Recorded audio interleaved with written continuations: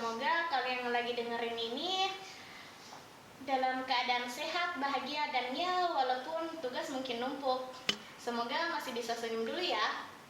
Aku sendiri hari ini rekam sambil ditemenin es kopi, karena kalau enggak kayaknya otak belum bisa diajak kompromi. Semoga teman-teman juga lagi santai di tempat yang nyaman. Nah, hari ini kita bakal ngobrol topik super relate sama kita semua, yaitu gaya belajar ala Gen Z. Efektif nggak sih atau cuma gaya-gayaan doang? Tapi aku nggak bakal bahas sendirian. Di sini udah hadir narasumber kita, seorang mahasiswa Gen Z yang nggak jauh beda sama kita hidupnya, yang penuh dengan drama perkuliahan. Halo Kak, boleh kenalan dulu? Halo semuanya, perkenalkan nama saya Nursyah Ramraini dari mahasiswa program studi bisnis digital semester 5 dari Universitas Muhammadiyah Sinjai. Oke, baik Kak. Kita mulai dari hal dasar dulu ya Kak. Menurut Kakak, kalau orang ngomong belajar ala Gen Z itu apa sih sebenarnya? Kalau menurut aku tuh belajar ala Gen Z itu belajar yang praktis, efisien, dan serba digital gitu. Jadi kita tuh suka yang nggak ribet dan mudah dan cepat dipahami. Misal video singkat, ringkasan materi, infografis, dan aplikasi belajar itu jadi andalan kita banget. Beda sama dulu masih belajar membaca buku yang tebal. Sekarang kalau bisa 5 menit paham, kenapa harus 30 menit? Nah iya ya Kak, tapi kadang ada yang bilang Gen Z itu maunya instan semua. Menurut Kakak itu benar atau cuma stereotip aja? Menurut aku sih itu hanya stereotip aja sih, karena kita tuh bukan instan tapi lebih ke efisien. Informasi di zaman sekarang itu tidaklah sedikit, dan kalau kita belajar dengan cara yang lama mungkin itu akan sulit banget. Jadi kita lebih itu. Jadi kalau masih belajar dengan cara yang lama mungkin sulit untuk memahami. Jadi Gen Z itu bukan pintar dari jalan pintas, tapi pintar cari jalan singkat. Oke, setuju banget nih Kak. Oke, next ya Kak. Kakak sendiri biasanya belajar pakai metode apa sih yang paling Kakak andalkan? Kalau aku sih, kalau belajar itu, kalau aku suka cari video singkat, misal di YouTube. Jadi kalau ada materi yang tidak saya pahami, aku bisa cari video-video di sosial media agar gampang dipahami. Dan juga ketika sudah dapat informasi, ketika belajar saya juga sambil dengerin musik yang santai, dan juga kalau lagi belajar suka pindah-pindah tempat karena Gen Z itu mudah bosan. Jadi misal lagi di rumah belajar bosan kalau di kamar terus, jadi pindah kadang ke teras, kadang ke ruang tamu, bahkan ke atap untuk belajar. Dan juga kalau ujian besok pasti belajarnya itu kebut semalam update lah.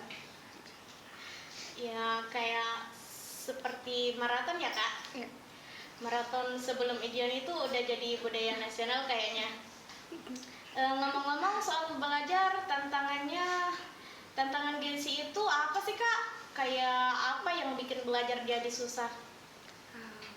Ya banyak banget sih tantangannya, tapi yang paling susah itu adalah distraksi, yaitu ketika kita mau belajar, misal belajar nyari materi di handphone, niatnya buka materi, kok tiba-tiba sampai ke YouTube, sampai ke TikTok.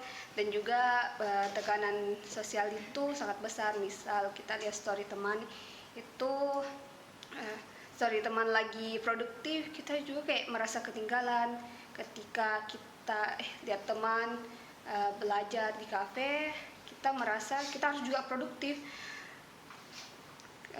dan terus kadang materi kuliah sekarang juga tuh hanya dari dosen sekarang itu hanya mengirimkan PPT tanpa menjelaskan, jadi kita harus survei sendiri gitu.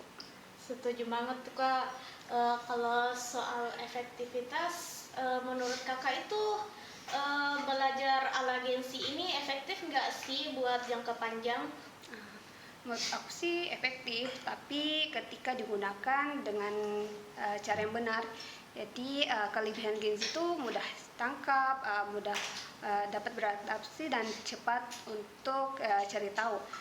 Tapi yang harus itu diseimbangkan dengan ilmu yang tapi harus diseimbangkan sama pendalaman materi, karena kalau cuma lihat ringkasan tanpa paham konsep ya ilmu itu tidak akan bertahan lama. Nah, betul banget tuh Kak. Aku mau tanya sesuatu lagi.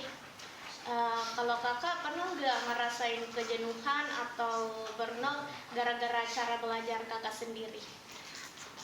Pernah banget. Kadang terlalu banyak materi itu, terlalu banyak informasi tuh bikin kepala panas. Multitasking juga bikin nggak fokus, dan kadang merasa harus produktif. Padahal sebenarnya itu melelahkan mental. Makanya aku sekarang belajar untuk show down kalau perlu. Bagus banget tuh Kak. Oke, next ya Kak. Ada nggak pengalaman atau momen lucu waktu belajar sebagai Gensi? Itu ada dong. Pernah waktu mau belajar materi untuk kuliah, aku buka YouTube cari penjelasan, tiba-tiba langsung ke konten vlog-vlog gitu, konten games sampai 2 jam. Jadi akhirnya belajarnya cuma 15 menit tapi nonton video-video kontennya sampai 2 jam. Itu template Gensi banget ya Kak. Oke, kita masuk ke bagian yang lebih dalam. Menurut Kakak, apa yang seharusnya dunia pendidikan lakukan supaya metode belajar lebih cocok buat generasi saat ini, terutama generasi Gensi? Menurut aku sih harusnya dosen atau guru itu harusnya pakai cara yang lebih informatif, harusnya dosen atau guru itu sebaiknya pakai cara yang lebih interaktif, lebih visual, dan lebih nyata. Contoh kasus, contoh video, diskusi, itu penting banget karena Gen Z itu mudah bosan. Jadi kalau hanya terima materi ngomong di kelas 1 jam, Gen Z itu nggak akan paham. Jadi karena kita tuh belajar yang langsung bisa dipraktik, tidak hanya teori gitu. Nah, ini pertanyaan terakhir nih Kak. Boleh kasih tips buat teman-teman Gensi nggak supaya belajar mereka itu lebih efektif dan nggak stres? Kalau tips dari aku sih, yang pertama itu yaitu distraksi. Jadi kalau belajar itu usahain kalau notif di HP itu dimatikan, atau kalau bisa HP itu dijauhkan. Dan kedua itu kita harus tahu kenali gaya cara belajar. Misal aku itu sukanya visual, jadi ketika mau belajar itu mencari video-video materi. Dan selanjutnya itu kalau belajar itu misal belajar 2 jam, jangan full 2 jam belajar, tapi diselingi dengan beberapa menit istirahat, bisa nonton video atau hal yang disukai. Dan juga kita harus merubah mindset, jangan cuma belajar untuk nilai, tapi mindset kita itu belajar untuk paham. Dan juga yang terakhir tuh, yang ini paling harus diubah itu, jangan tunggu deadline mepet baru kerja tugas atau apapun gitu sih.